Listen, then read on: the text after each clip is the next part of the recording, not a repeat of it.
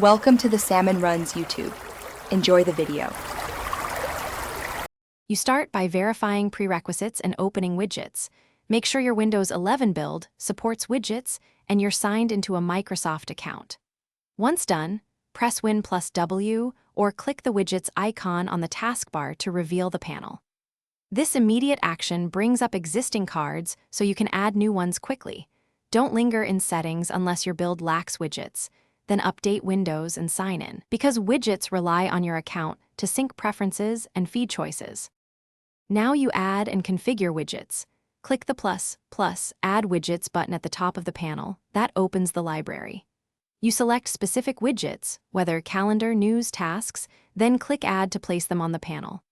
Once added, drag a card to reposition it, or hover the corner to resize so content fits. Make sure to customize settings inside each widget for location, topics, or calendar accounts. This step tailors what you see and reduces clutter by removing unneeded cards.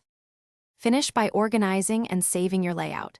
Pin high-priority widgets to keep them visible, and remove ones you don't need by opening the widget menu and selecting Remove. Once arranged, close the panel and use widgets daily. They'll update automatically.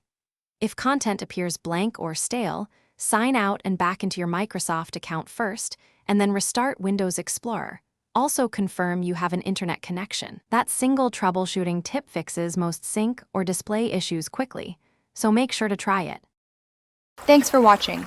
Consider subscribing if we helped you.